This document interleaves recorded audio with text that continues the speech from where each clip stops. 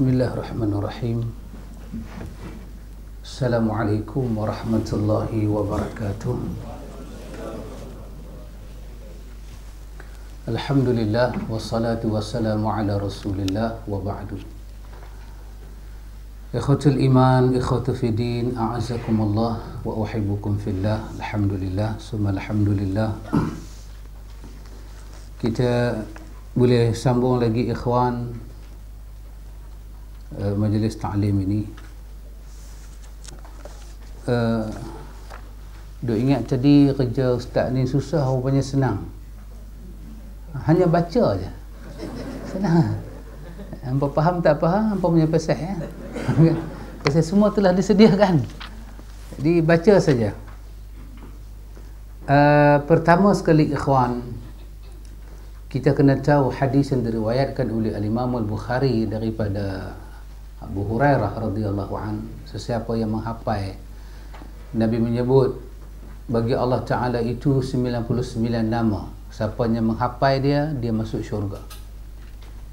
Jadi sampailah hari ini, masa ini, para ulama masih mencari angka 99 itu sampai hari ini.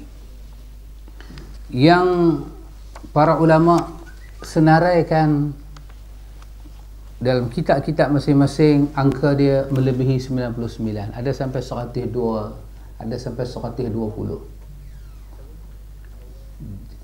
Imam Ibn Hajar Asqalani dalam Fathul Bari ketika mensyarahkan hadis itu, dia dengan kemampuan yang dia ada, dengan kebijaksanaan yang dia ada, dia cuba senaraikan yang 99 itu. Sebab kelebihan dia besar. Siapa yang boleh hafal, boleh hayati, boleh berdoa dengan nama itu, walillahi asma'ul husna fad'uuhu biha.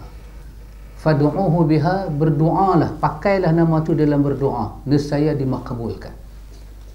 Jadi kaitan asma'ul husna dengan doa yang mustajab itu sangat rapat. Jadi untuk mengenal pasti 99 itu, sampai hari ini para ulama masih buat kajian.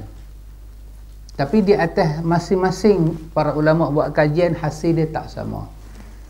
Tetapi nanti bila dikumpulkan kajian-kajian para ulama, kita boleh buat suatu keputusan yang mana yang paling hampir dengan kebenaran.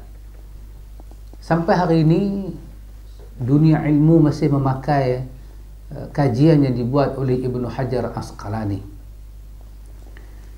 Mungkin penulis buku kita ini, mungkin dia di antara orang yang buat jasa kepada kita ini. Ini depan sekali tu dia bubuh hadis yang Ustaz maksudkan tadi, hadis Al-Imam Al-Bukhari tentang inna lillahi tis'atan wa tis'ina asman. Bagi Allah Ta'ala itu ada 99 nama. Jadi sebahagian para ulama dia kata inna lillahi, sesungguhnya bagi Allah.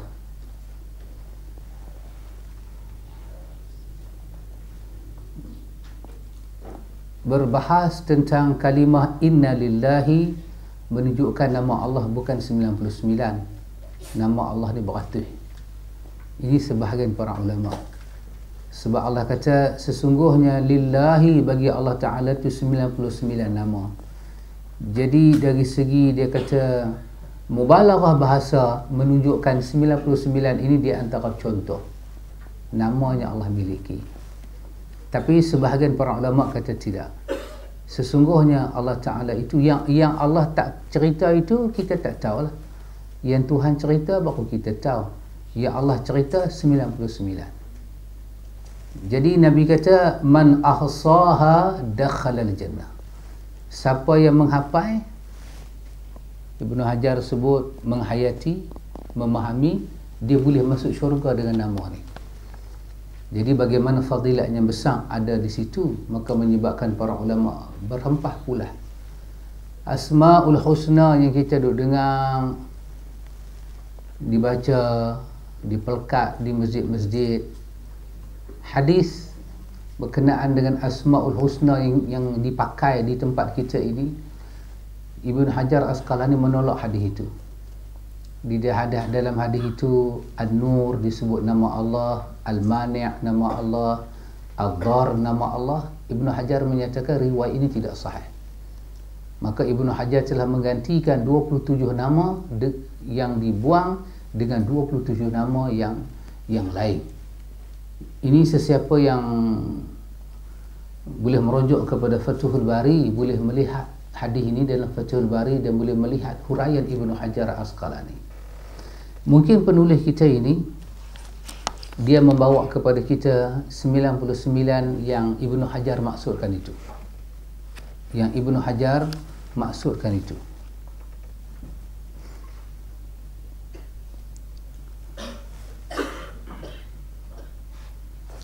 Wallahu ta'ala alam. Allah memberi nama Allah ini berkenaan dengan tauhid. Kita panggil tauhid asma dan sifat. Bermakna kita tak boleh pandai-pandai menyatakan ini sifat Allah, itu nama Allah, tak boleh. Kita sedang masuk campur dalam urusan yang paling besar, urusan tauhid. Tauhid hanya kepada Allah. Kepada Nabi tidak tauhid, kepada malaikat tidak tauhid. Kepada Nabi, kepada malaikat kita hanya imani. Tauhid bermakna hanya kita mensatukan Allah. Daripada tauhid lahir ibadah. Lepas itu dia ada tauhidul ibadah. Kita beribadah kepada Allah. Hasil kemuncak daripada faham tauhid nak melahirkan ibadah. Ubudiyah, ketundukan kita kepada Allah. Jadi apabila kita menerima sifat Allah dan nama Allah, kita kena secara taufiqi. Apa makna taufiqi? Bergantung kepada dalil. Tak boleh ijtihad, tak boleh sembrono seenak edewe. Enggak bisa, Bu, enggak bisa. Tak boleh. Dia kena dalil. Kerana itu Ibnu Hajar memberanikan diri. Yang duk baca dalam TV-TV itu kan, nas'aluka ya man huwa Allah tu, Ibnu Hajar telah mendhaifkan hadis itu. Artinya daripada nas'aluka tu kita kena buang 27 nama dan kena ganti dengan 27 nama. Ini di dalam Imam Ibn Qayyim Al-Jauziyah. Ibn Qayyim Al-Jauziyah menulis tentang Asma'ullah Al-Husna. Ibn Qayyim menulis di sini dan Ibn Qayyim cuba memberi penjelasan. Dia memberi pandangan dia pula tentang Asma'ul Husna ini, apa yang dibuang, apa yang ditambah. An-Nur itu bukan nama Allah. Dalam Al-Asma'ul Husna Al-Witru tidak ada. Sedangkan Nabi menyebut innallaha witrun yuhibbul witr. Nabi menamakan Allah dengan nama Al-Witr. Maka kita dengar orang duk baca tak keluar. Ilah tadi yang disebut ilah itu nama Allah. Rabb itu nama Allah. Tapi dalam Asma'ul Husna itu tidak ada. Tapi Ibnu Hajar telah pun memberi penjelasan yang baik dalam Fathul Bari. Alhamdulillah Fathul Bari sekarang ni ada terjemahan. Antum boleh dapatkan 36 jilid bahasa Melayu. Bushra boleh supply kat antum. Boleh. Habaq saja, bukan kempen, habaq saja. Kemudian yang kedua, ikhwatul iman, kita kena tahu Allah menghimpunkan nama-nama yang mudah untuk hamba disebut, hamba dihafal. Sebab tujuan Allah perkenalkan nama dia supaya hamba itu boleh beriman. Jadi Al-Asma'ul Husna kita berhajat kepada dalil, dan insya-Allah bila kita bertemu dengan dalil, penyebutan Al-Asma'ul Husna itu adalah penyebutan yang mudah disebut dengan lidah.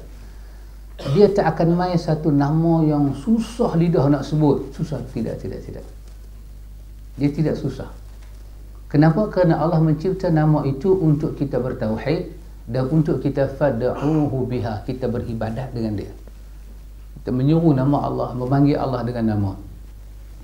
Sebahagian ulama menyebut kepada kita, walaupun kita tak tahu, kita katalah kita hanya mampu menyebut nama Allah Al-Qayyum, Ya Qayyum, Ya Qayyum. Tapi Qayyum tu maksud apa kita tak tahu.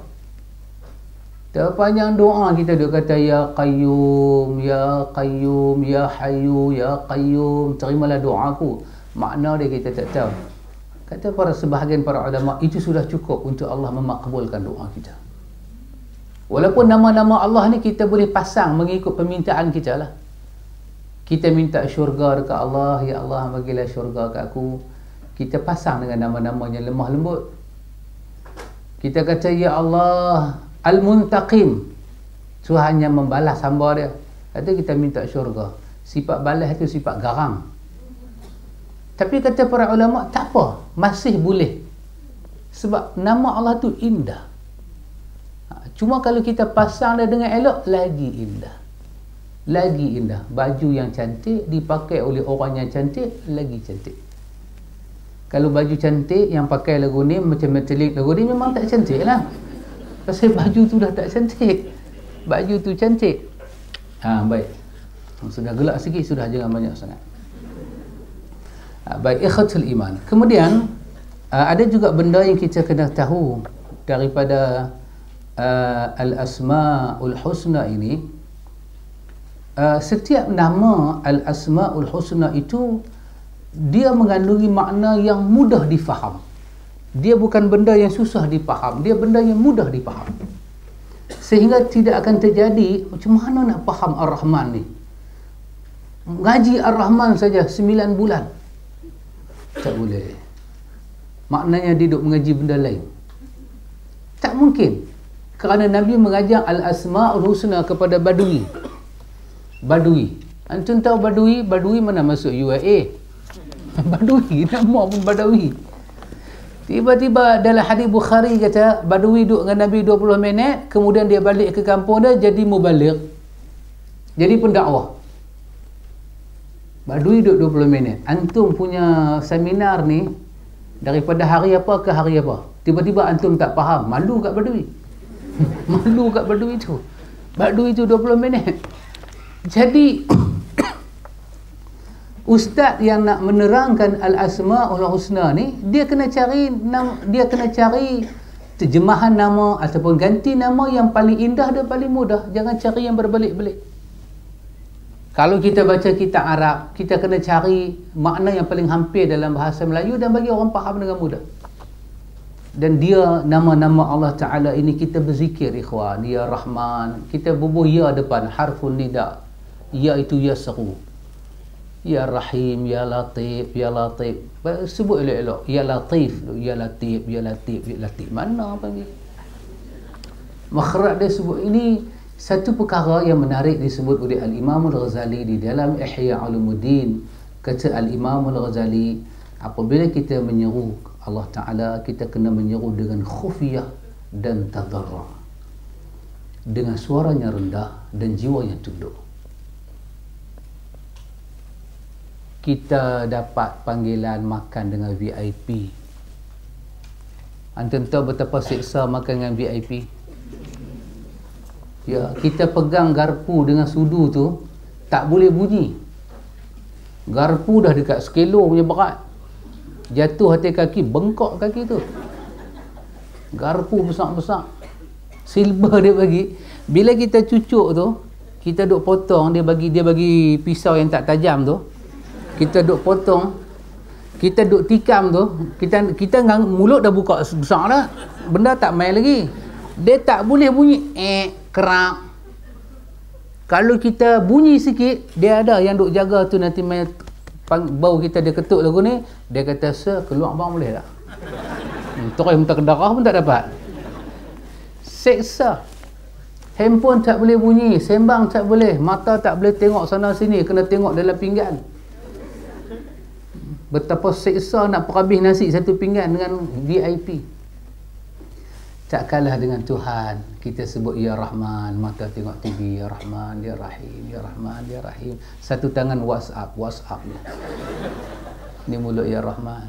Jadi nampak sebutan itu dengan kita punya body language kita tu macam tak mengetahui nilai. Macam tak tahu nilai. Kita sebut Ya Fattah. Kita sebut Allah ini Tuhan yang bersifat dengan Al-Fattah. Dia membuka segala apa-apa yang tak terhurai oleh hamba untuk membuka. Ya Fattah. Dan diguna nama Allah ini untuk ibadat, bukan untuk maksiat. Kita laki-laki, kita syok dengan satu perempuan, kita duk wirid ya Fattah, hang buka hati dia, ya Allah ya Fattah, ya Fattah. Ini satu benda yang menyeleweng. Sebab bukan maksud ya Fattah tu duk pergi buka hati perut orang bagi suka kat kita. Kadang-kadang dia jadi, maka ini telah satu maksiat dalam beribadat telah berlaku. Kata Al-Ghazali rahimahullahu ta'ala, bila kita sebut nama-nama Allah Ta'ala ini, kita kena tahu yang pertama, nama itu Allah yang bagi sendiri. Bukan Nabi Muhammad pergi reka, tidak cari idea, tidak. Allah yang menamakan diri dia dengan nama itu satu. Yang kedua, Allah menamakan diri dia dengan Al-Husna, paling indah, paling comel, paling cantik. Maka kita mesti beriman dan bertauhid dengan nama ini. Yang ketiga, kita kena tahu nilai dia. Nama yang kita sebut ini bukan sembarangan nilai. Kita sedang menyebut bukan nama orang besar, kita sedang sebut nama Maliki Yaumiddin. Bukan nama makhluk, tapi nama Khaliq yang mencipta makhluk.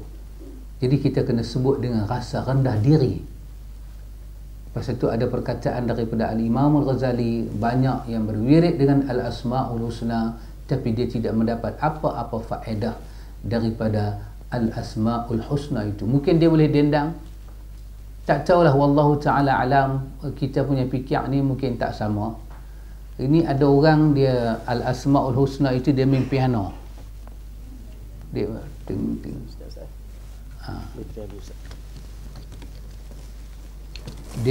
dia main piano, dia tekan lagu, bunyi satu lagu, kemudian dia ya Fattah, ya Sami', ya Basir.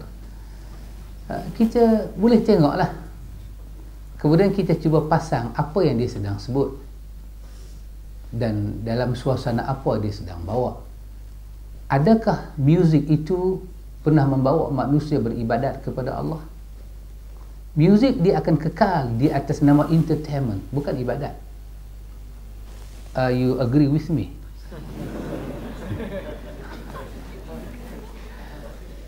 Saat ni dia berkata mamak tak tahu orang putih pula, cakap lah habis petang kan. Are you agree with me, brother? Yeah. Say something, I ask you, say something. Jadi entertainment lah. Tapi ibadat bukan entertainment. Kalau ceramah, satu orang ceramah ada suara latar di belakang muzik, mungkin kita kata hanya satu ceramah untuk menarik orang dengar. Tetapi apabila kita mengalunkan nama Allah, kita sedang beribadat, dan itu adalah tauhid. Tauhid kita kena jaga, dan itulah terkandung dalam makna la ilaha illallah.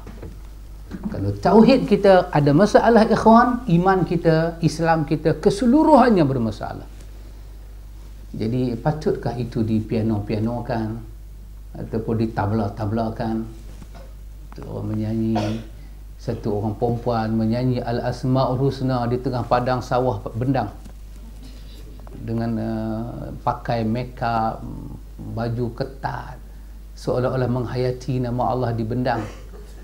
Kekasih Allah menyebut dalam sembahyang malam, ayat mata diturun, umat menyebut di bendang. Jadi itu patut dinilai balik. Kalau kita nak menyanyi just andainya aku pi dulu, hampilah mana nak pi. Tu suka lah. Hampi dulu ke, kami pergi ke Median ke, apa pasal lah. Itu satu entertainment. So entertainment kita boleh agree. Tapi tauhid bukan mainan. Lafaz-lafaz tauhid, sehingga kan apabila dalam hadis Bukhari menceritakan, sahabat bercerita, ya Rasulullah, ada satu orang kafirin, dia nak berlakon dengan saya ya Rasulullah dalam perang. Saya pun ambil pedang nak tikam tubuh badan dia, dia ucap la ilaha illallah. Tapi orang lain dia boleh tipu, saya tak boleh tipu. No. Nabi tahan buat apa? Buat apa lagi? Saya rodok bagi mati buang. Ini semua politik, dia kata.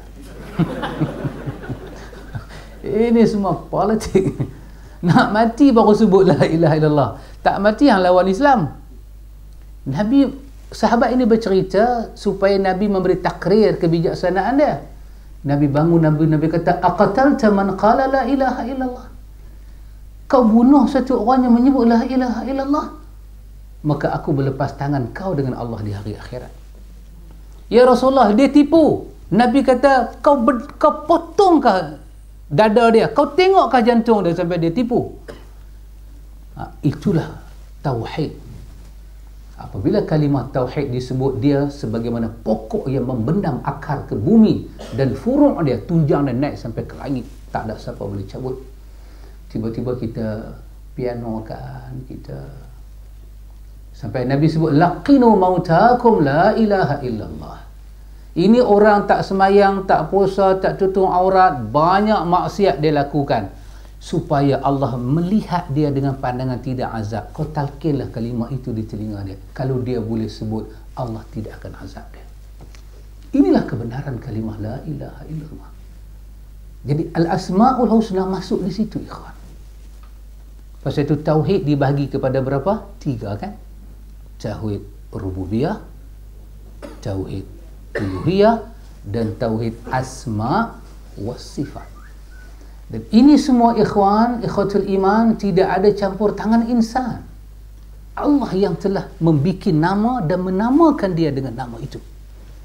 Jadi pasal itu sifat dia tauqifi ataupun tauqifiyah, memerlukan dalil daripada Al-Quran dan Sunnah. Dan para ulama begitu kuat dalam hal ini, dalil-dalil kena sahih, dhaif tidak boleh. Kerana ini berkaitan dengan Allah, sifat Allah. Dan kita tidak boleh ibtal, ingkar. Kalau kita ingkar tauhid. Kerana Allah telah menamakan nama dia, kemudian kita tak puas hati, kita kata mana boleh nama Allah begini, mana boleh sifat Allah begini. Apabila kita kata mana boleh, kita sedang mendesain Tuhan baru. Itu kena dihati-hatikan. Jangan main-main ikhwatul iman. Itu di antara kita punya muqaddimah. Mari kita melihat buku kita ini, ikhwan. Ar-Rahman Ar-Rahim. Dan saya tengok ini ada sama dengan perkataan Al-Imam Ibn Qayyim. Ini merupakan di antara nama Allah yang paling banyak disebut oleh umat Islam kerana dia wujud dalam surah Al-Fatihah dan Basmalah. Bismillahirrahmanirrahim. Bismillahirrahmanirrahim. Itu ada 3 nama Allah, Ar-Rahman, Ar-Rahim.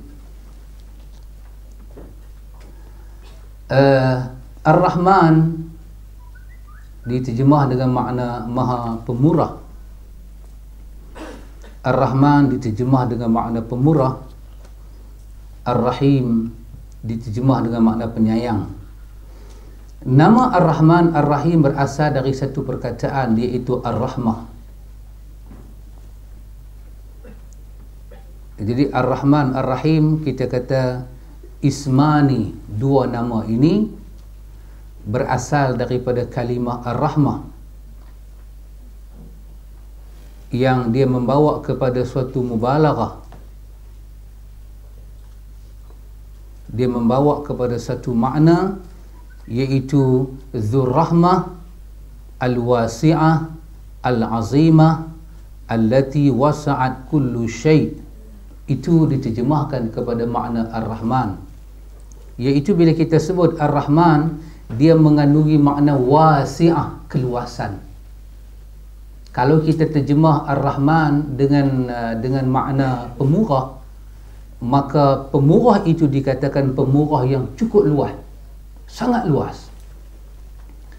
Al-Azimah, yang mempunyai ketinggian. Makin Tuhan pemurah, makin meninggikan sifat dia. Dia berbeza dengan kita. Kalau kita pemurah, sifat kita pelan turun sampai orang pembodoh kita, orang perkena kita, orang tipu kita.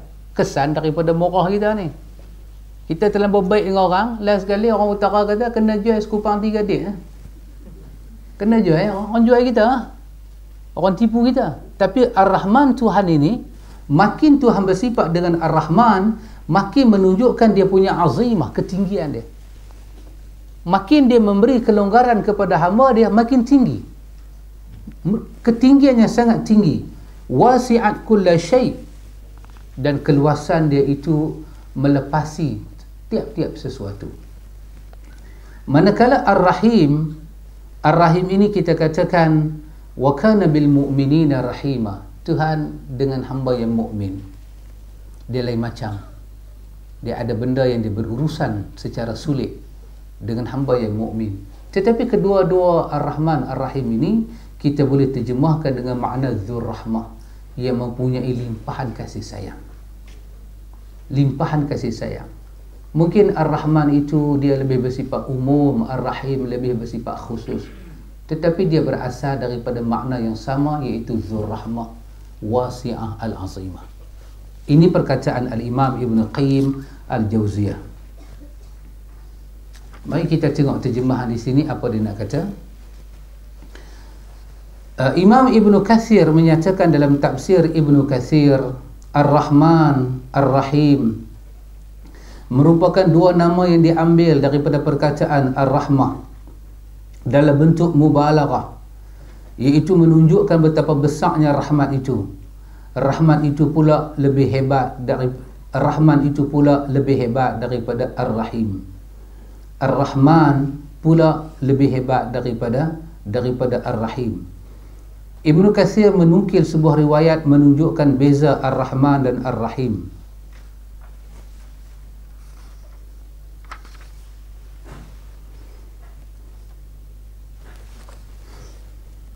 Iaitu riwayat Ar-Rahman ialah rahmat di dunia dan akhirat, manakala Ar-Rahim ialah rahmat di hari akhirat. Itu dikatakan wa kana bil mu'minina rahima. Ar-Rahim Allah, nanti Allah Ta'ala tunjuk kepada orang-orang yang beriman. Ada riwayat daripada Imam Al-Qurtubi dalam tafsir Al-Qurtubi, bila sampai di hari akhirat, Allah tengok hamba ni, Allah hisap dia. Hamba ni ada banyak buat benda-benda aib. Mungkin dia semayang, dia puasa, dia buat semua, tapi di belakang itu dia ada buat banyak benda aib. Maka Allah akan panggil dia, dan ini adalah hari di mana akan didedahkan liyurau a'malahum. Manusia kena dipertontonkan apa yang dia buat. Walaupun sebesar zarah, dia akan dipertontonkan kebaikan. Maka hamba ini akan malu dengan malu yang sangat besar. Apa Tuhan akan buat? Tuhan, kata Imam Qurtubi, Tuhan akan memperkenalkan sifat rahim dia, di mana Allah akan cerita balik benda aib yang hamba ni buat, dengan Allah menghilangkan pendengaran semua makhluk melainkan Allah dan dia sahaja. Tapi semua orang duk tengok ada percakapan, tapi Allah mematikan pendengaran insan. Malaikat pun tak dengar, siapa pun tak dengar, tapi dia pun tahu Tuhan tengah bersembang dengan dia. Ditanya apa, orang yang paling dekat sekali duduk, dia tak dengar. Inilah wa kana bil rahim. Tuhan dengan hamba dia yang beriman, dia sangat rahimah. Jadi kerana itu Nabi menyatakan di antara kesilapan yang besar hamba buat apabila dia buruk sangka pada Tuhan yang tak pernah buruk sangka kepada hambanya. Tuhan tak pernah buruk sangka pada hambanya, dan Tuhan sentiasa memberi yang baik pada hambanya dunia sampai akhirat. Adapun Ar-Rahman tadi, Allah akan beri sesuatu daripada dunia lagi. Daripada dunia lagi. Allah bagi iman, Allah bagi Islam, Allah izin kita buat segala benda. Semua Allah Ta'ala izin. Dan sebahagian rezeki yang baik masuk kepada insan, walaupun dia ahli maksiat, dia kafir, dia akan masuk dengan sifat Rahman daripada sisi Allah. Walaupun dia kafir, Allah yang buat. Dalam riwayat Bukhari menceritakan kepada kita, Allah menulis di sebelah kanan, Allah menulis sesuatu di sebelah kanannya dan Allah simpan. Iaitu Allah menulis rahmat aku lebih besar daripada murka aku, dan dia letak di sebelah kanan dia. Apabila hamba di dunia ini melakukan maksiat yang besar dan marah Tuhan itu memuncak, maka Tuhan akan memandang apa yang dia tulis, dan dia akan memberi limpahan rahmat kepada hamba dia. Dia tidak akan turunkan azab. Ini ikhwatul iman daripada Ar-Rahman dan daripada Ar-Rahim. Ini kata penterjemah kita ini sekaligus menerangkan betapa Rahman itu lebih besar daripada Ar-Rahim. Ar-Rahman dikatakan lebih besar daripada Ar-Rahim kerana kita nampak di dunia ini. Kita masih nampak. Ar-Rahim akan dipertontonkan di hari akhirat. Ulama tafsir menerangkan bahawa Ar-Rahman itu adalah sifat rahmah yang meluas untuk semua makhluk, tak kira dia beriman ataupun tidak. Antum boleh bayang macam mana Allah baik dengan kita. Dalam riwayat menceritakan dalam riwayat Bukhari menceritakan satu laki-laki bagi minum anjing, dan satu riwayat lagi menyebut tentang satu perempuan jahat bagi minum anjing. Apalah kena mengena bagi minum anjing tu dengan Tuhan bagi syurga kat dia. Tapi ada benda bila Tuhan melihat hamba dia, Tuhan suka. Tuhan suka. Pasal itu ikhwan, kita ada buat ibadat ni, biarlah ketika Allah menilik kita, dia menilik hati kita paling dalam, ada benda dia suka, dia akan campak sesuatu. Kita semayang, kita puasa, kita itu, kita ini, tiba-tiba dalam hati kita ada benda Tuhan tak suka. Maka ketika itu Tuhan akan palingkan ab'adahu minal khair. Allah pinggirkan dia daripada kebaikan. Dia boleh terus hidup dia, tapi ruang-ruang barakah dan baik akan terputus. Allah palingkan dia. Wa ab'adahu minal khair. Allah jauhkan dia daripada makna kebaikan. Dia usaha, dia ada harta, dia boleh pergi Mekah, tapi dia ada sifat bakhil. Sifat bakhil itu tidak baik. Al-bakhilu, bakhil tu Nabi kata qaribu minan nar, dia hampir dengan neraka. Sifat bakhil, dia hampir dengan neraka. Kerana itu, biarlah Allah pandang kita ini ada sesuatu yang Allah berkenan dalam hati kita, ikhwan. Dia juga merangkumi rahmat di dunia dan akhirat. Manakala Ar-Rahim pula menunjukkan rahmatnya khusus untuk manusia-manusia yang beriman. Imam Ibn Kathir membawa beberapa dalil.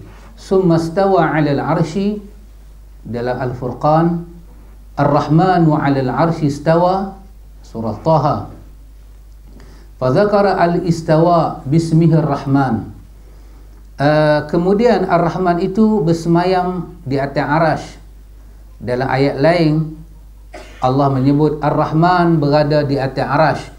Perkataan istiwa disebut bersama namanya Ar-Rahman, menunjukkan rahmatnya umum untuk semua makhluk. Ini di antara ayat-ayat Al-Quran yang menyebut Ar-Rahman itu telah menjadi nama bagi Allah Ta'ala. Manakala untuk Ar-Rahim, dalilnya wa kana bil mu'minina rahima, fa khassahum bismihi Ar-Rahim. Dia Allah adalah Maha pemberi rahmat kepada orang yang beriman. Orang yang beriman dikhususkan pula dengan namanya Ar-Rahim. Ini huraian Imam Ibn Kathir. Antara beza Ar-Rahman, Ar-Rahim ialah Ar-Rahman adalah nama yang sangat khusus untuk Allah sahaja.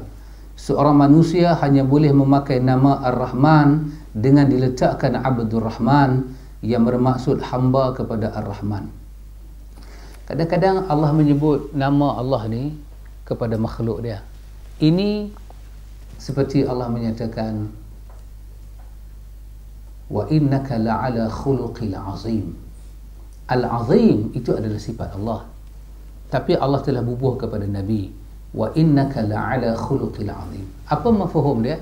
Kata ulama akidah, mafhumnya ialah al-azim bila diletak di hamba-hamba ini, maka maksud al-azim itu ialah al-azim di sisi hamba itu. Manakala al-azim, Allah itu al-aliyul azim, Allah bersifat dengan tinggi dan besar. Al-azim yang ada pada Allah itu kesempurnaan.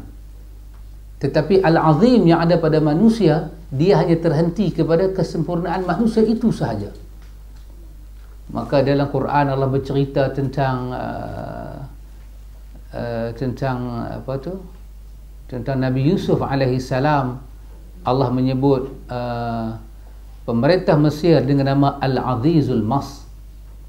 Al-Aziz itu adalah sifat Allah, nama Allah. Tapi Allah telah beri dalam Al-Quran, Allah kata Azizul Mas. Kita nak kata menteri ke, orang besar ke, dia adalah Al-Azizul Mas. Maka aziz yang kita faham di situ adalah aziz berkaitan dengan diri orang itu.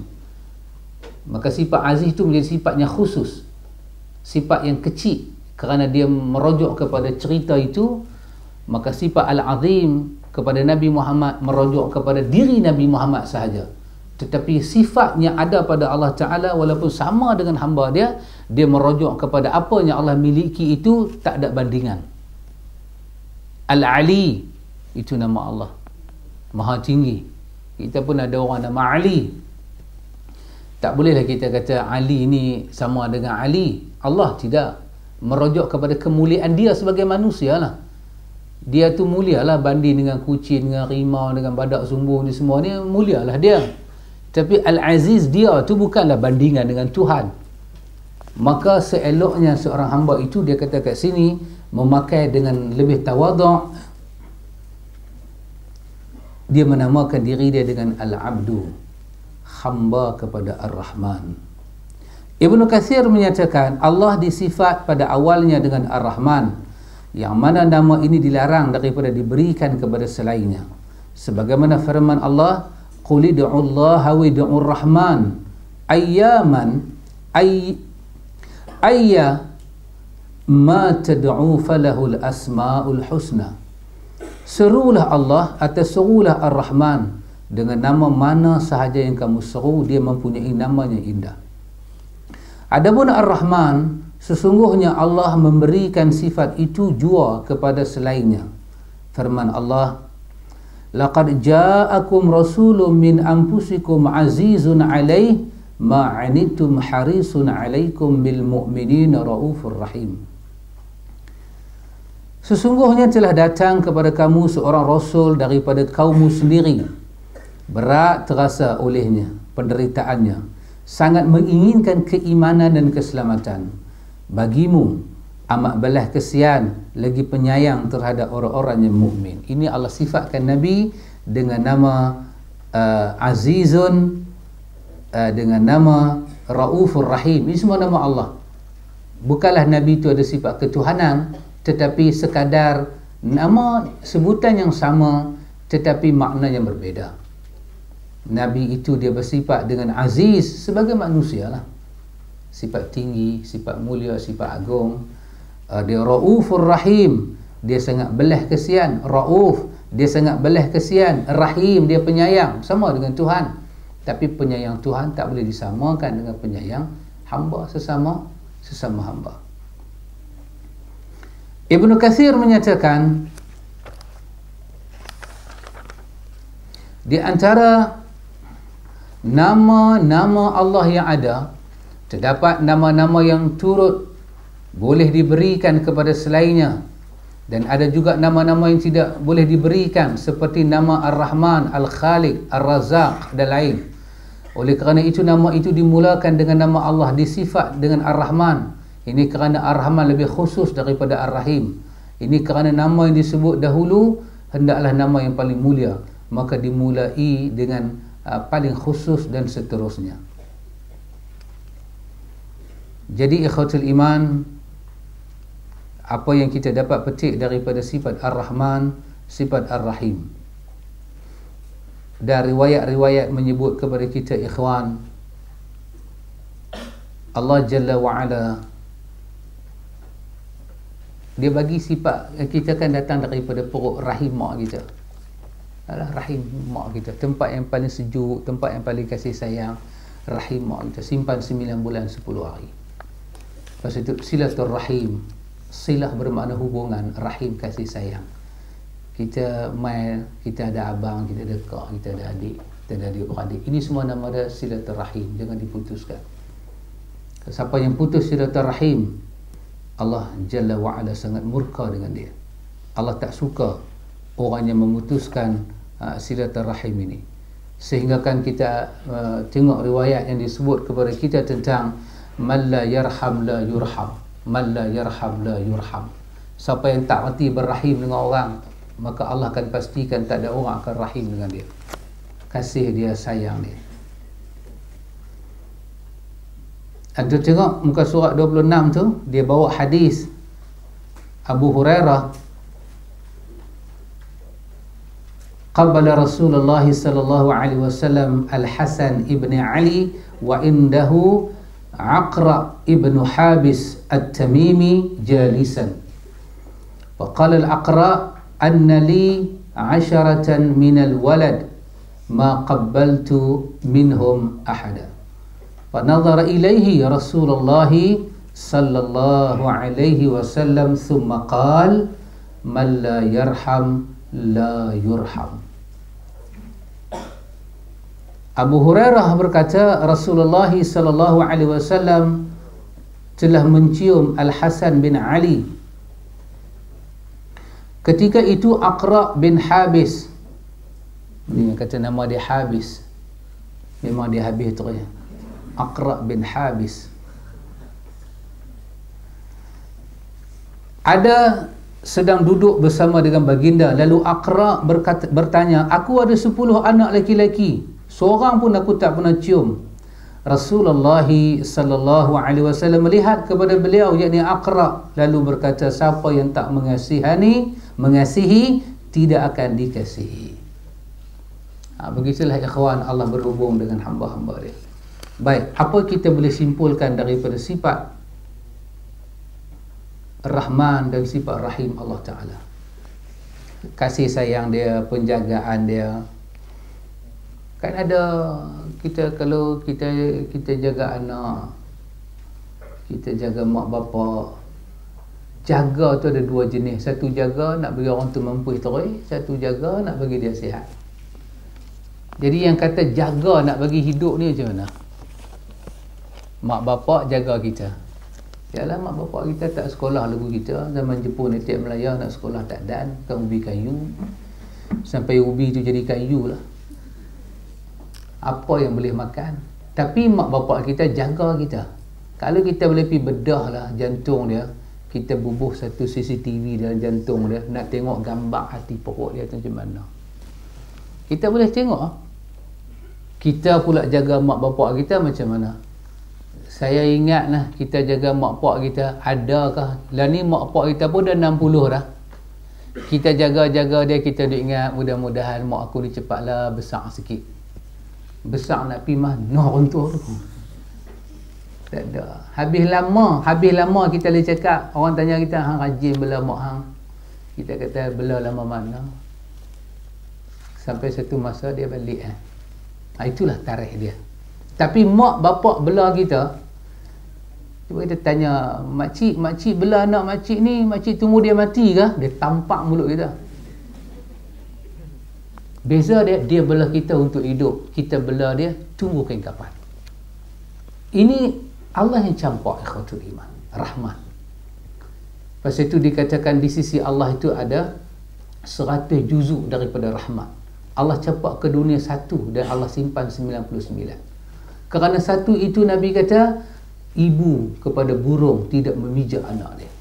Kerana 1 itu kita berkongsi. Kita berkongsi rahmat Tuhan. Jadi kerana tu ikhwan, kita tak boleh ada sifat sombong. Kita mesti mengasihi. Lepas itu Nabi kata, jaga lidahmu, jaga lisanmu, jangan sakiti orang lain. Allah bagi lidah, Allah bagi tangan, bagi panca indera, jangan sakiti orang. Kerana akan menafikan sifat kasih sayang. Dan itu daripada sisi orang hidup tanpa kasih sayang, dia hidup secara sombong. Dia berpindah daripada satu keadaan yang sepatutnya dia berada kepada keadaan yang tak patut dia berada. Baik ikhwatul iman. Hadiah ada lagi ke Ustaz? Kita bagi hadiah satu nah. Kalau Ustaz baca terus dengan Ustaz dengan hampa tilena terus. Tengok ayat muka hampa apa mengantuk. Tambah main lagu ni metalik pula bercakap. Dia tu duk heran. Dia ni mamak pasembor kau Ustaz, dia silap ke? Bismillah.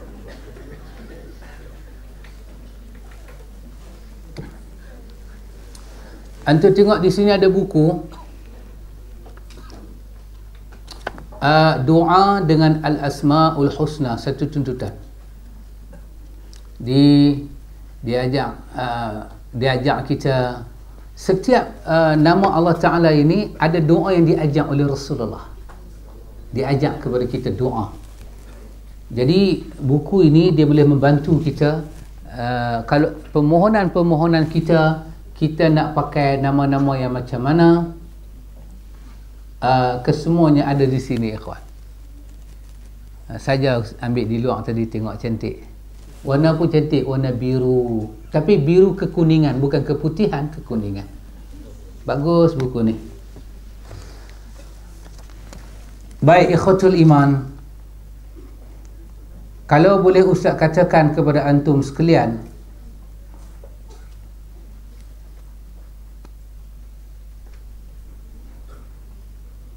sifat Ar-Rahman, muqaddimah kita sebutkan tadi, sifat Ar-Rahman dan sifat Ar-Rahim nak membayangkan kepada kita betapa limpahan kasih sayang rahmat Allah untuk kita. Rahmat ini apa ikhwan? Rahmat ni bahasa Arab.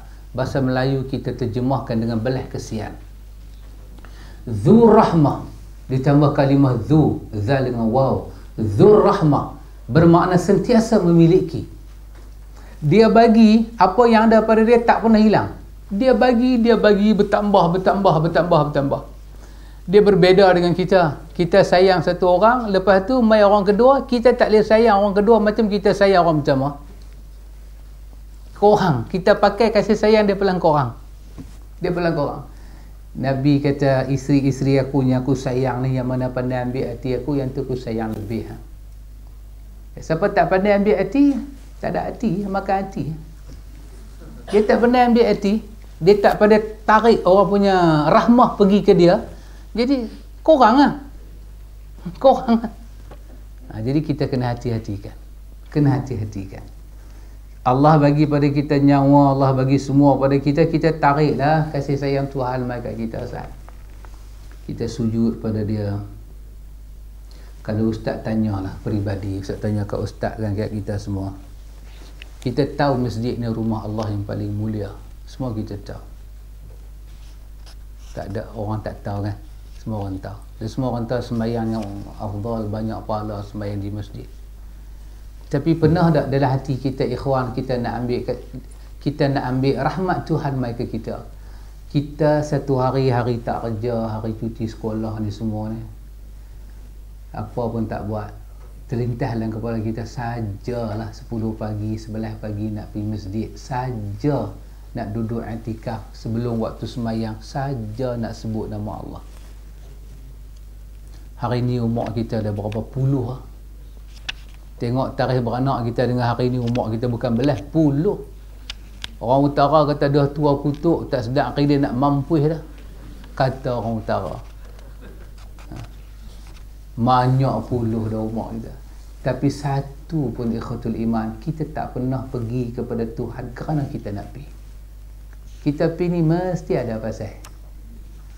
Musim apa UPSR ni pergi bocok pula 2 soalan. Aduh, budak tak puas hati betul. Anak saya balik, dia kata abah bocok pula. Tu kira nak kena ambil pula tu. Kita mula baca Yasin, kita mula berhimpun, kita mula doa ramai-ramai. Bila kita ada rasa urusan yang tak lepas, kita usaha, kita cari Tuhan. Tapi saja-saja nak bangkit tengah malam, nak baca Yasin, ya Allah aku nak baca nama Hang, ya Allah. Apa yang Hang tak bagi kat aku, ya Allah, semua Hang bagi. Daripada sebiji mata. Kita nak tahu mata nikmat tak nikmat, pergi hospital tengok ENT. ENT ya? ENT mendatang apa? Mata masuk? Tak masuk kan? Masuk ah. E tu mata lah. Pergi tanya doktor tu. Telinga. Habis mata doktor mana? Kita pergi jumpa doktor mata, kita jumpa pakar mata, baru kita tahu nikmat mata ni besar ikhwan.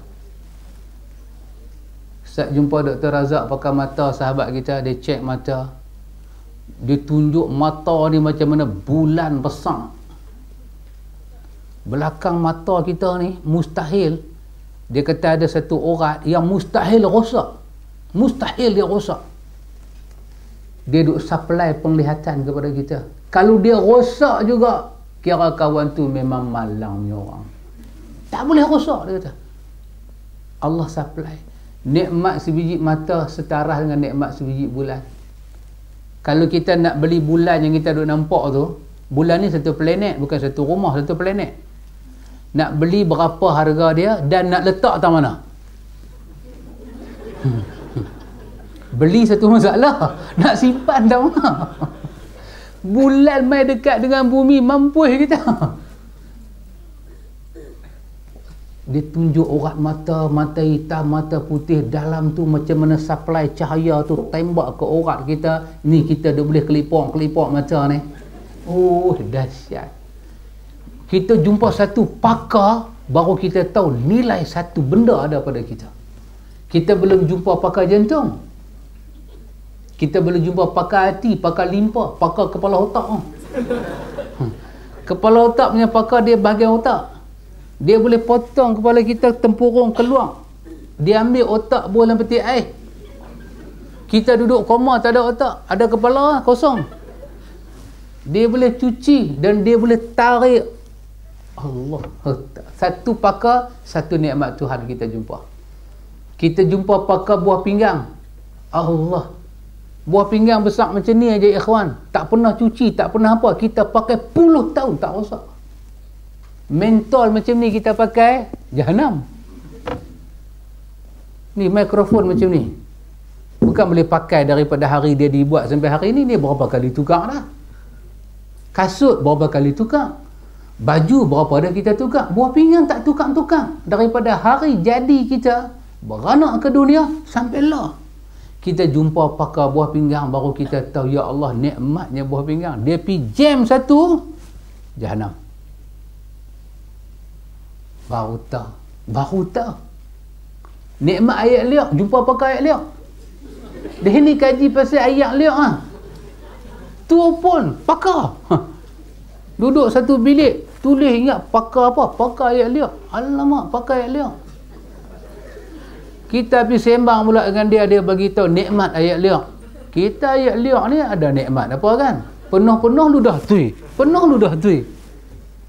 Rupanya dia bagi tahu, dia kata sorry sir. Ya, kita kata okey, carry on. Dia kata kalau ayat liak tak ada dalam mulut, lidah hang keras. Ui, rupanya kita boleh duk cakap maki orang, berkeling orang pasal ayat liak.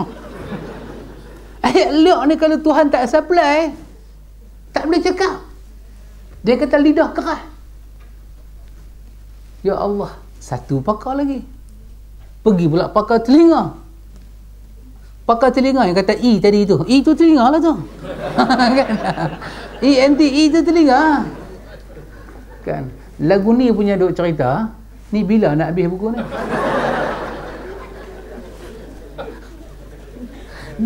Ni baru satu Ar-Rahman Ar-Rahim. Hampa bagi kat Ustaz berapa banyaknya duk dah. Antum tahu pakar telinga tadi, kawan kita di Pulau Pinang, dia bangkit pagi, dia pening.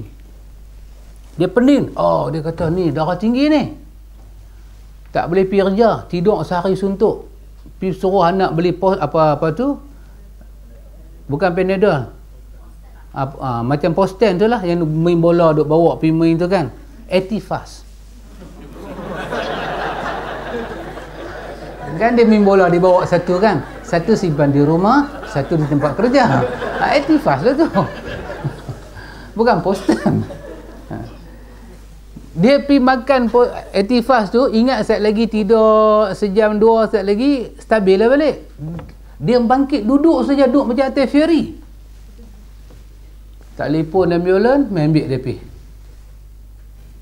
Mula-mula pergi, abang kata pening lebih kurang, doktor pam darah tengok, darah cantik, cucuk satu, ambil satu darah sikit, pergi makmal, tak ada darah tinggi.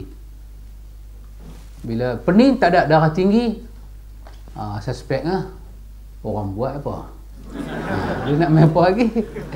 Kan? Tambah kita orang Melayu, bukan kita, tambah hampa ni orang Melayu. Kan? Kita tak masuk orang Melayu. Kan? Tengok kulit lah, mana ada Melayu. Kita mamak main je.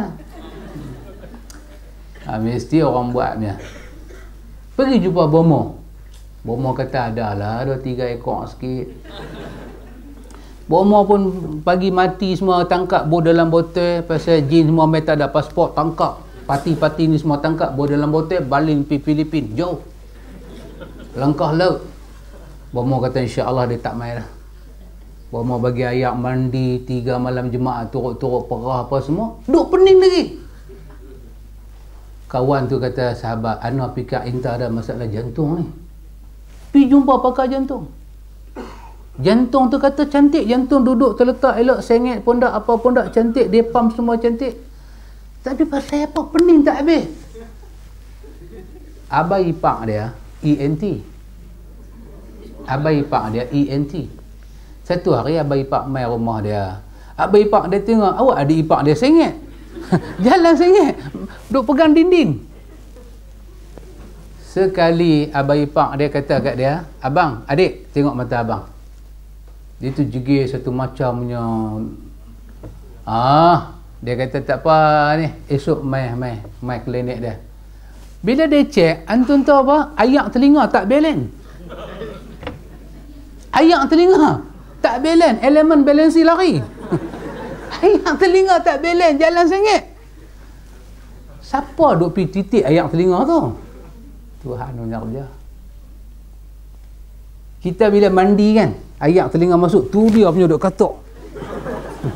Duk katuk tu, berapa orang dah sengit tu. Dia duk katuk berdebu, nak bagi ayak ni keluar. Aduh, ya Allah. Setiap anggota kita ni ada rahmat Tuhan. Ada rahmat Tuhan. Itu kalau antum pernah dengar cerita apa tu yang buat kapal Concorde tu?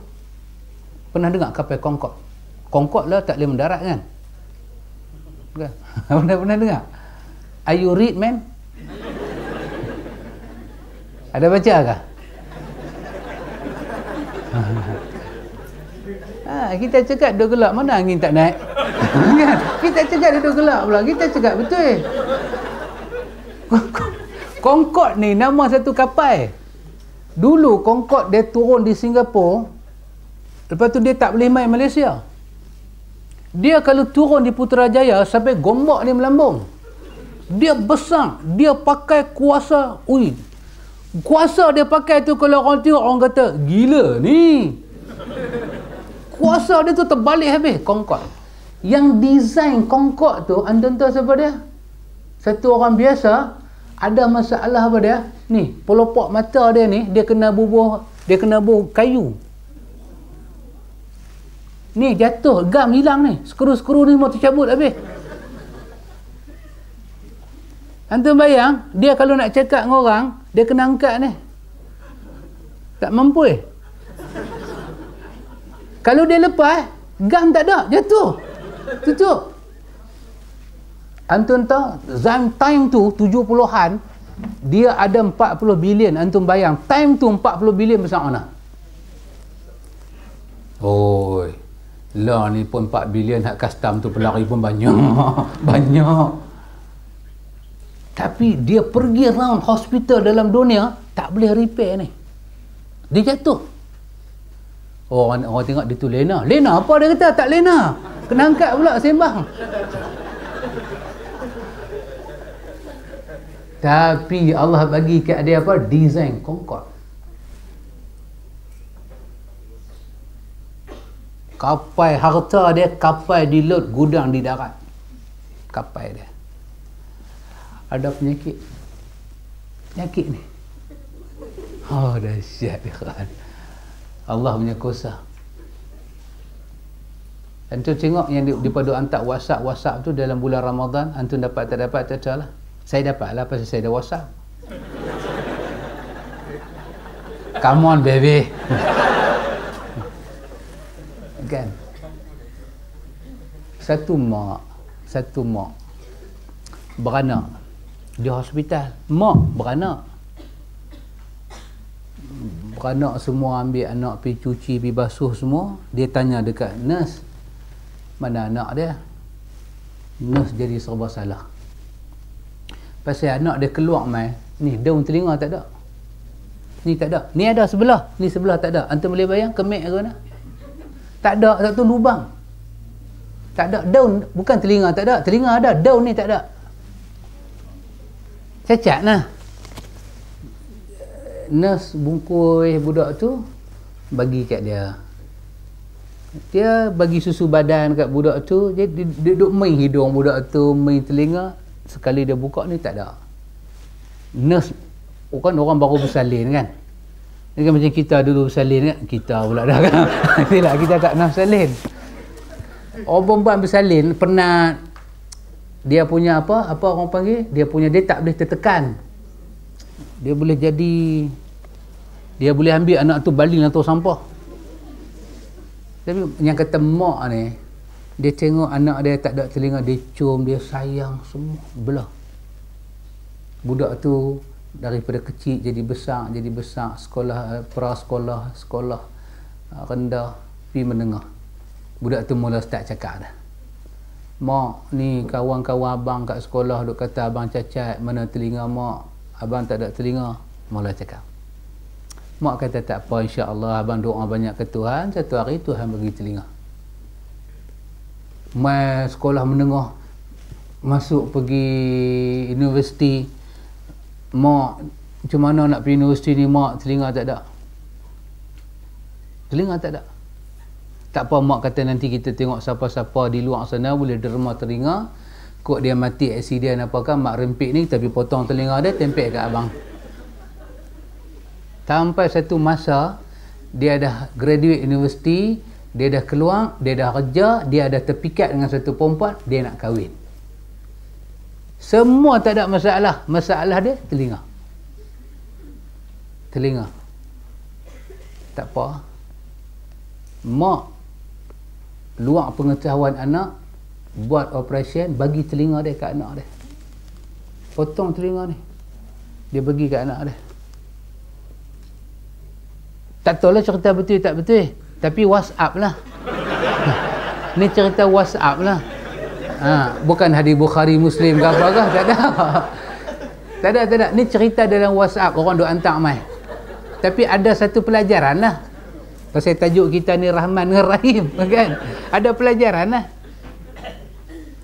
Jadi lepas daripada mak bagi telinga tu, mak ni rambut panjang katanya. Kira mak tu duk tarik rambut macam Undertaker mai depan lah. Dia tak nampak lah.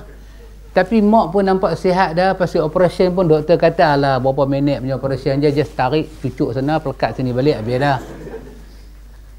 Jadi membesar. Dia pun punya syukur, sujud pada Allah. Dia duk tanya kat mak dia, mak siapa bagi kat abang telinga ni? Mak siapa bagi kat abang telinga ni? Mak dia kata ada orang bagi. Nanti satu hari abang boleh jumpa dia. Orang tua kan, dia pergi potong telinga tu bukan nak sihat. Dia main demam. Lepas tu pula nyamuk line 3 ni duk main kacau pula. Kena Aedes. Ni nyamuk pagi dah ni pun payah juga. Dia 3 line buat dia terbang main. Maghrib dia keluar, dia attack. Mak daripada sejak potong telinga tu duk main demam tak kebah, sakit, tak lalu makan susuk badan, susuk semua, mak meninggal. Jadi hari dia angkat jenazah mak dia tu pergi ke tempat dapur nak bagi mandi, baru dia tahu telinga mak dia tak ada sebelah. Telinga dia ada. Apa moral of the story? Moral of the story apa dia? Rahmah, kasih sayang. Kasih sayang ni dia main sendiri kah? Tak. Tuhan yang cipta, Tuhan yang campak. Tuhan cipta, Tuhan campak. Jadi kita pasal tu ada ayat dalam Quran, wa fi anfusikum afala tubsirun. Hang tengok dekat diri hang tu, hang nanti sujud syukur kepada Allah. Apa yang aku tak bagi kat hang? Agak-agak antum lah. Kalau Sultan Brunei mai, di tengah duk ni dia mai, Assalamualaikum. Oh, Sultan Brunei. Okey, silakan. Dia kata, siapa di antara yang duk ada ni semua ni teringin nak jadi Sultan Brunei? Dia kata lagu tu. Dia kata lagu tu. Mungkin tersilap dalam ubat apa dia cakap macam tu. Ni siapa ni dah ramai-ramai teringin nak pergi duduk tempat saya di sana tu. Dia kata okey, siapa mau kita pun pakai angkat tangan. Dia kata okey, boleh duduk tapi kita buat MOU perjanjian macam ni. Tuan ambil lah semuanya ada di Brunei tu, tuan jadi orang kaya, saya mau satu aja, saya mau buah pinggang tuan dua-dua buat mai kata saya. Agak-agak siapa nak pergi? Wah, kaya ni jangan cakap lah. Kita kalau duduk di Brunei, saya baca dalam majalah The Times. Times, Times. Majalah ni bukan cala orang boleh baca.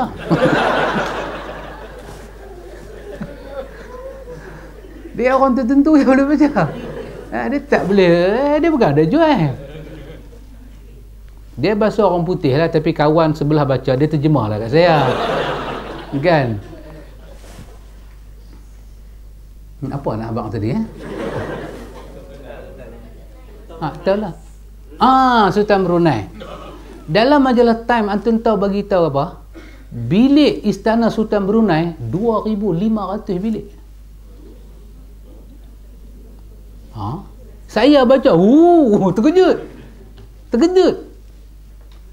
Antum rumah kita 6 bilik, kita mok patah pinggang.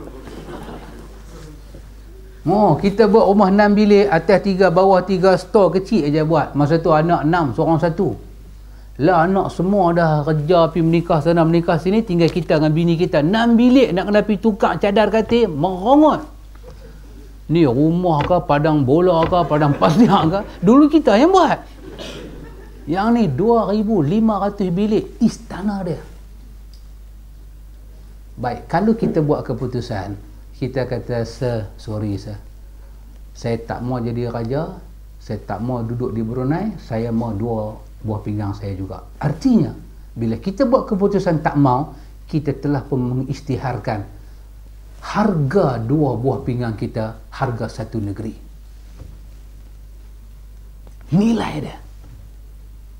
Ustaz Nan kan, Ustaz Nan dengan saya kena what we say in bahasa stone, what you call in Malay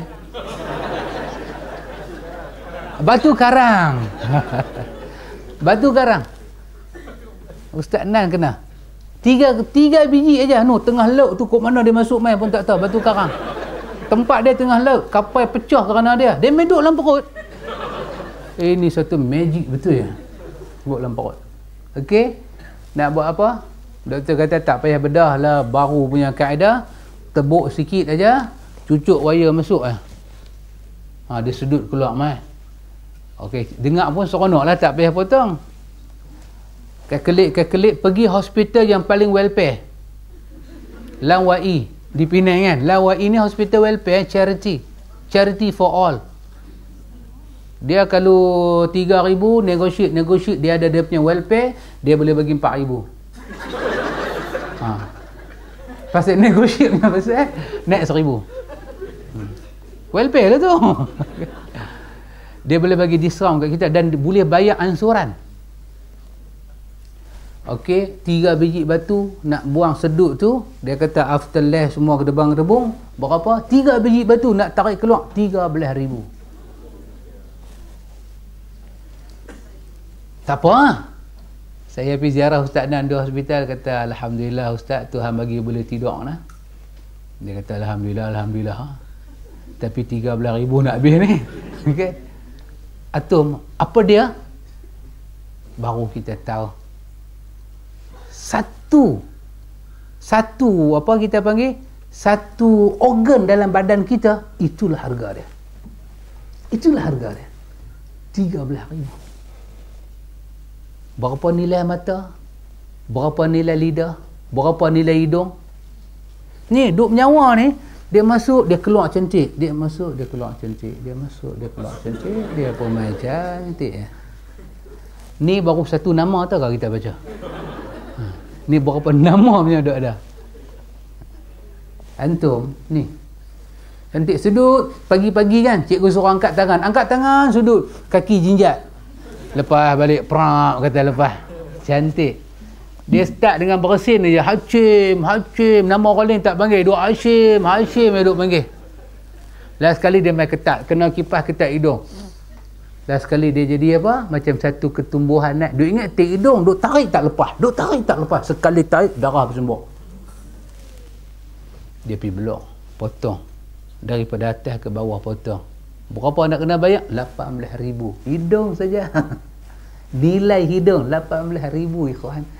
Habis kita duk pergi tonyong hidung kita ikut dan, duk pergi jentik ikut dan. Oh, jangan main. Mahal ni, mahal. Walaupun metalik, mahal. Jangan main-main. Ikhwatul iman, ikhwatul iman. Apa kita nak kata? Last kali kita boleh kata Alhamdulillah. Nak bayar ni semua, nak bayar dengan apa? Dengan sujud saja. Habis. Dengan sujud je boleh bayar. Dengan jangan sombong, jangan lupa dia, jangan engkar dia, jangan ingat nak berpaling daripada dia. Sujud. Dia tak pernah buat zalim dengan hamba dia. Tak pernah, ikhwan. Kita duduk depan cermin, kita tengok orang kiri, kita tengok orang kanan, apa yang Tuhan uji mereka, kita tak kenal lagi. Tapi tak ada pasal kita nak pi jadi benci kat diri kita, nak pi jadi tak suka tengok muka kita, semua ni anugerah Tuhan elok-elok kat kita. Kita belajar kata alhamdulillah. Nabi ajak pada kita baca raditu billahi rabba wa bil islami dina wa bi muhammadin rasulah. Kita sebut benda ni. Ya Allah, aku redha hang sebagai Tuhan. Aku redha Islam agama aku. Aku redha Muhammad Rasul aku. Apa Nabi kata? Siapa yang redha dengan Tuhan, Tuhan pasti redha dengan dia. Kita nak Allah redha kita, kita redha lah dengan dia. Kita sujud dekat dia. Rupanya bila kita sujud tu, kita semayang, kita jaga aurat, kita jaga akhlak kita, Allah nilai kita syukur, ikhwan. Syukur. Dan tidak ada balasan untuk orang yang bersyukur melainkan syurga dia bagi pula di hari akhirat. Tu nak baca pula akhirat nak dapat apa? Akhirat nak dapat apa? Jadi ikhwan, kira dua nama ni kira macam baca semua nama lah. Hampa panggil silap penceramah betul ya. Ni bukan seminar, hampa bubuh lah nama apa pun. Jadi kira baca dua macam baca semualah. Cukup lah ikhwan, tutup buku bang. Bukan soalan, dia habaq 5 minit lagi.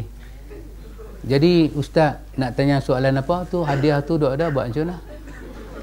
Soalan tu ustaz. Oh, soalan kat saya. Tengok yang mana yang boleh Bismillah.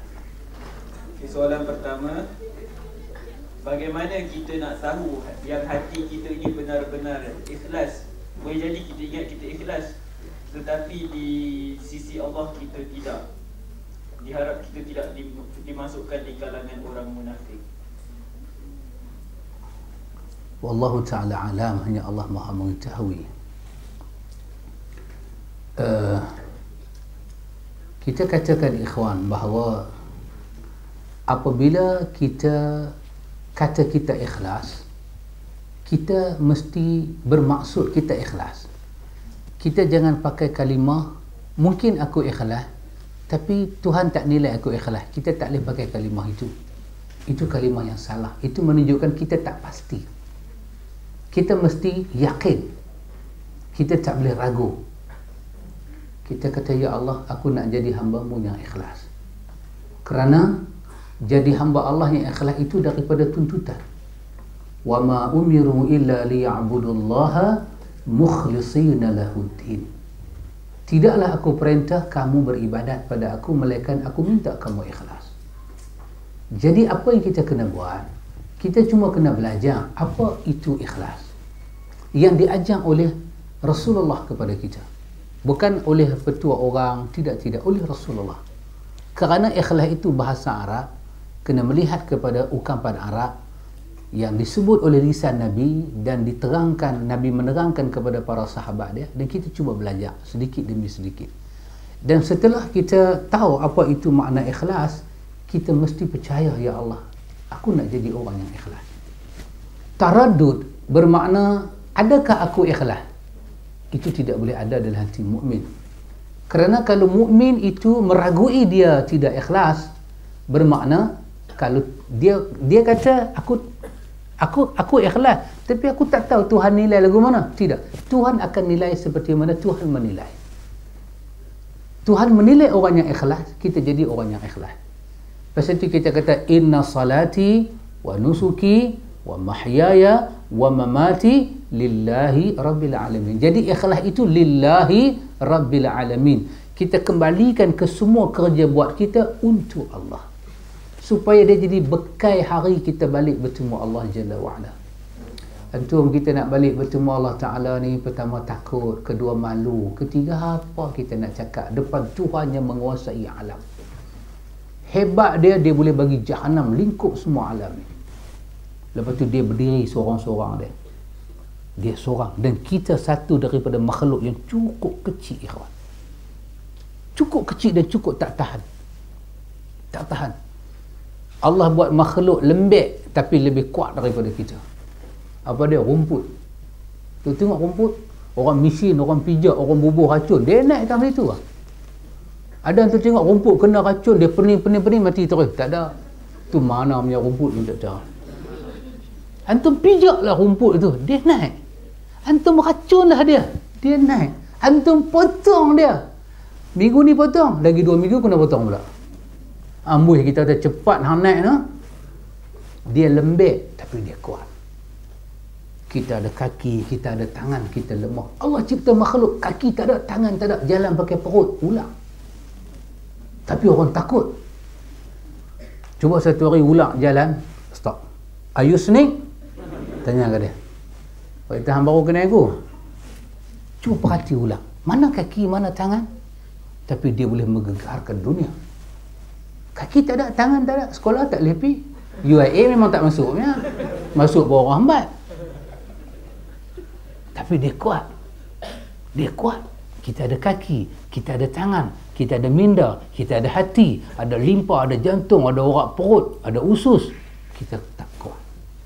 Kita kena hujan 2 titik, kita berasin. Hacim, tangkap kepala, demam 2 hari. Doktor bagi MC sehari, maki pula doktor. Orang demam bagi pula sehari, apa bahlulnya doktor. Doktor pun kena marah. Kita demam. Tak kuat kita, ikhwan. Kita nak berdiri depan Tuhan, kain kapan akan rosak dalam kubur, kita bangkit dengan Tuhan. Kalau kita tak bawa benda yang nama ikhlas, kita nak bawa apa Tuhan?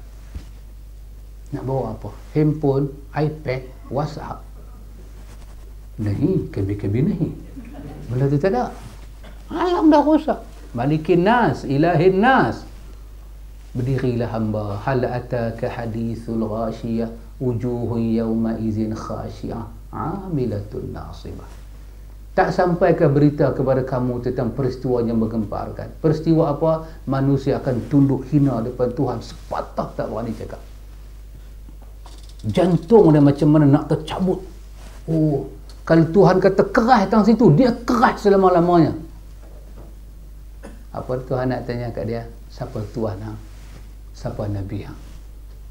Dia kalau manusia sembahyang bukan kerana Allah, puasa bukan kerana Allah, hidup wa mahyaya wa mamati, hidup seluruhnya, mati seluruhnya bukan kerana Allah, dia akan habis. Pasal itu kita belajar mana ikhlas, dan kita tahu kita kena ikhlas. Itu tuntutan daripada Allah. Dan dalam proses nak ikhlas itu kita duduk sempurnakan ikhlas kita. Kadang dia main riak sikit, dia main kalang kabut jadi macam merak. Orang puji kita, ekor merak terbuka, perak kata terbuka.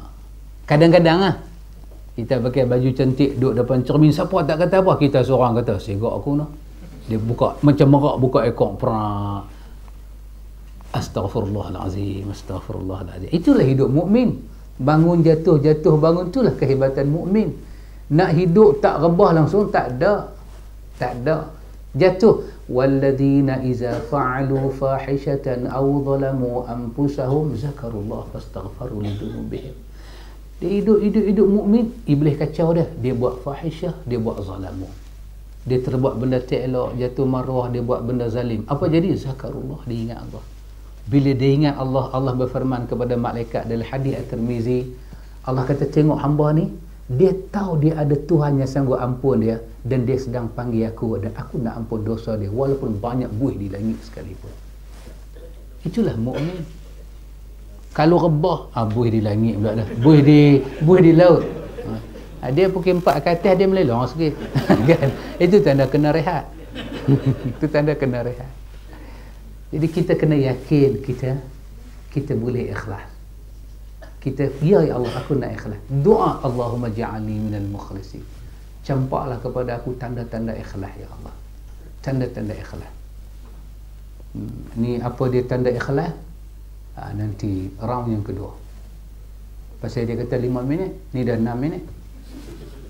Set lagi kita sembang. Apa tanda ikhlas? Ingat nah, tajuk kita adalah semak urus sunnah. Sembang tanda ikhlas. Anda tengok dia pijuh macam mana tu.